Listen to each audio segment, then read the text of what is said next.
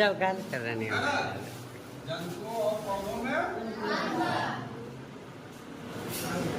जीवों में विविधता।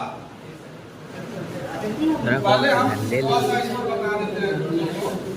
ले ले संसार में बहुत प्रकार के जीव हैं और सभी जीवों में बहुत सारा विविधता है। रहन सहन में विविधता है, खान पान में विविधता है, उसके आकृति में आकार में विविधता है, भाषा में विविधता है, प्रजनन में विविधता है, बहुत प्रकार की विविधता है। तो जीवों का अध्ययन करने में वैज्ञानिकों को बहुत कठिनाई होने लगी। तो जीवों का वर्गीकरण किया।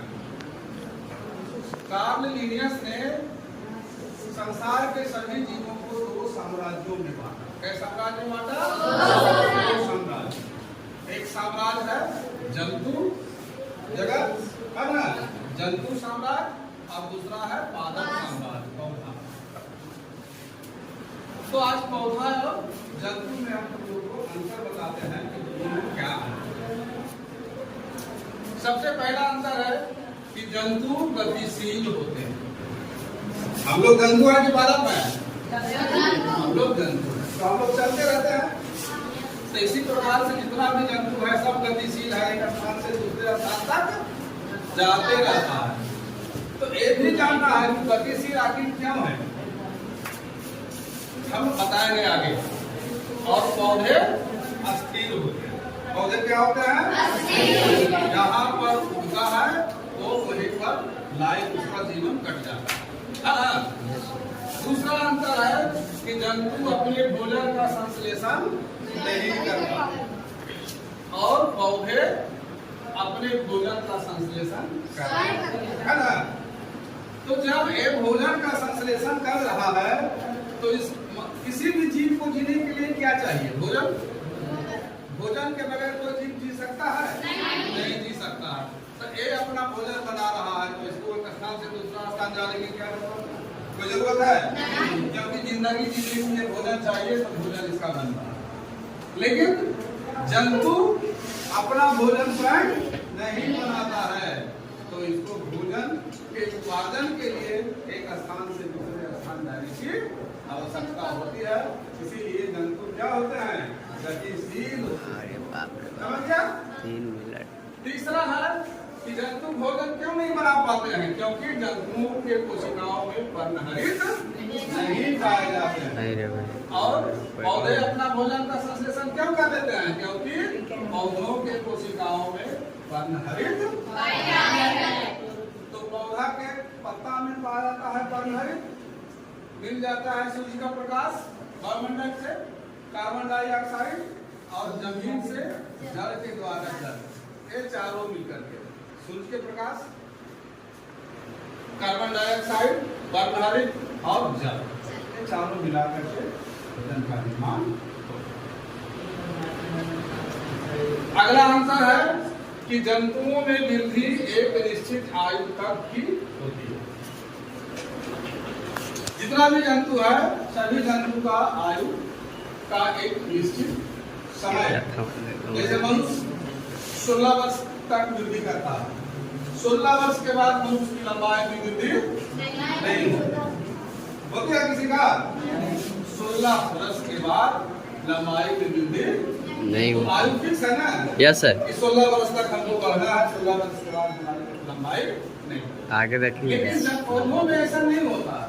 पौधे क्या होते हैं कि जीवन भर जब अरे आगे देखिए तब तक पौधे में लंबाई बढ़ते रहती है, लंबाई वृद्धि होते रहती है। और सबसे अंतिम में है कि जंतुओं की कोशिकाओं में कोशिका वृद्धि पाई। जंतुओं की कोशिकाओं में और पौधों की कोशिकाओं में कोशिका वृद्धि।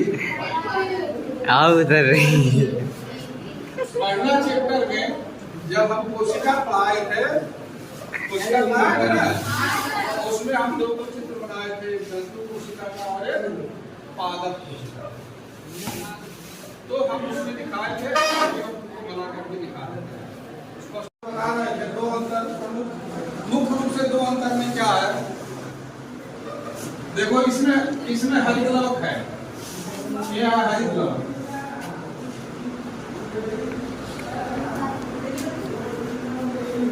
यहाँ है सब जो है ये हरित लवक।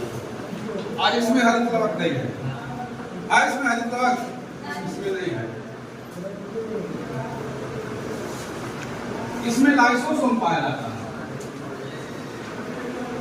लाइसोसोम। एक देखो जो है कोशिका झिल्ली, कोशिका झिल्ली, और इसमें यह है कोशिका भित्ति।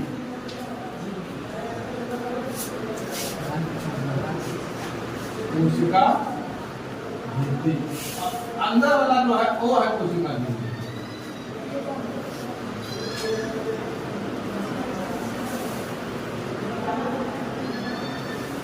हो गया ना? जंतु कोशिका में कोशिका झिल्ली पाया जाता है और पादप कोशिका में कोशिका भित्ति पाया जाता है। देखो इसमें एक केंद्रक है, इसमें एक केंद्रक है।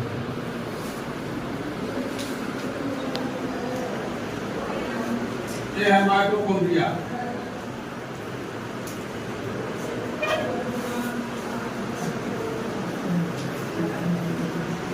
और इसमें है माइटोकॉन्ड्रिया।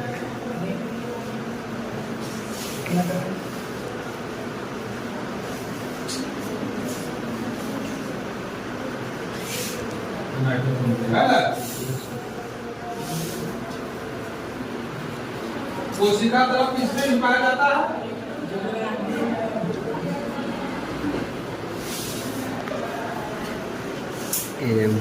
और कोशिका तरफ किसमें भी पाया जाता है?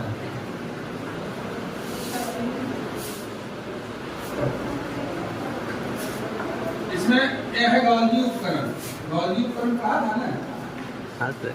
गॉल्गी उपकरण,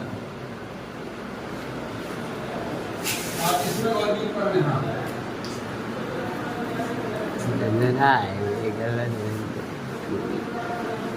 एक चीज और हम सोचते हैं यहाँ से,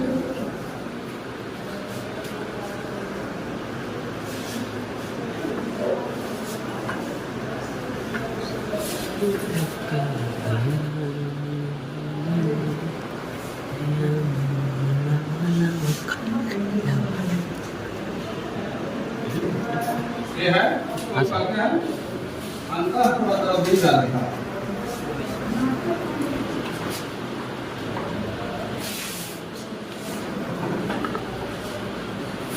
दोनों तरफ इधर भी पाया जाता है, इधर भी पाया जाता है। उस तरह से इसमें भी अंतःप्राद्रव्य जालिका नाम से पाया जाता है।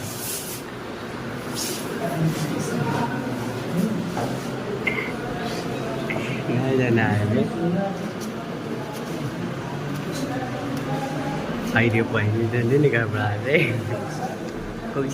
पादप कोशिका में इसको डिक्टोसोम करते हैं। यस अरे वजह खपिया पर हो गया। यही प्रमुख अंतर है। और सब एक अंतर यह है कि एक इसमें रिक्तिका बहुत बड़ा होता है, रिक्तिका, और इसमें रिक्तिका छोटा होता है। सर हम हो जाना तो तो क्या मार सर इसमें रिक्तिका छोटा होता है। यह है जंतु कोशिका और पादप कोशिका में समझ गया?